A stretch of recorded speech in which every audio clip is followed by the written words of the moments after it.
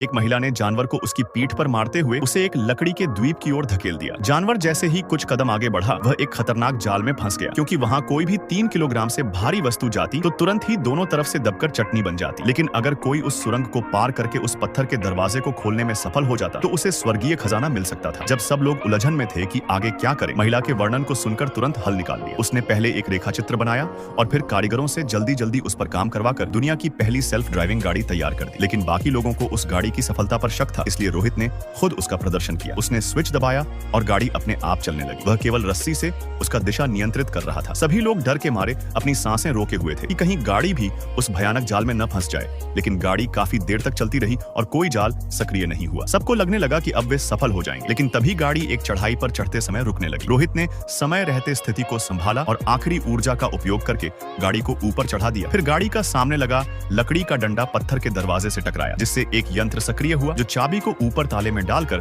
दरवाजा खोल देता और साथ ही सुरंग का जाल भी बंद हो जाता। हालांकि लोग अभी भी डर रहे थे कि कहीं रोहित की गणना गलत न हो, इसलिए वह खुद आगे गया और सुरक्षित था। बाकी लोगों ने भी हिम्मत जुटाकर आगे बढ़ना शुरू किया और दरवाजे के दूसरी ओर पहुंच गए। लेकिन वहां एक और जाल था, एक तिकोने आकार का गुप्त दरवाजा और नीचे था गहरा खड्डा। अगर कोई गिरता तो बचने का कोई रास्ता नहीं था। दा विंची ने देखा कि दरवाजे पर 100 चाबी के छेद थे और किसी को नहीं पता था कि सही वाला कौन सा है। वह एक एक करके कोशिश करने लगा, लेकिन कुछ नहीं हुआ। तभी दीवारों से अचानक पानी निकलने लगा और पत्थर का पुल हिलने लगा, जिससे एक साथी खाई में गिर गया। घबराकर बाकी लोग पीछे हट गए और महिला तो चाबी लेकर भाग गई। रोहित ने उन्हें फिर से समझाया कि वे उस पर एक बार और भरोसा करें। महिला ने चाबी फेंक दी और पुल तेजी से छोटा होने लगा। रोहित ने ध्यान दिया कि ताले की संख्या तो प्राइम नंबर है, लेकिन कुल योग 100 है, न कि 101। इसका मतलब था कि एक और ताला कहीं छिपा था। साथियों की मदद से वह नीचे गया और सही में वहां एक और ताला मिला। जैसे ही उसमें चाबी घुमाई, पुल रुक गया। इस तरह वे आगे बढ़े और तीसरे द्वार पर पहुंचे, जहां 2 चाबियों से दरवाजा खुलना था। एक साथी ने जल्दबाजी दिखाई और खुद चाबियां घुमाई, लेकिन दरवाजा नहीं खुला। रोहित ने सोचा शायद दोनों चाबियां एक साथ घुमानी होंगी, लेकिन फिर भी कुछ नहीं हुआ। तभी उसने देखा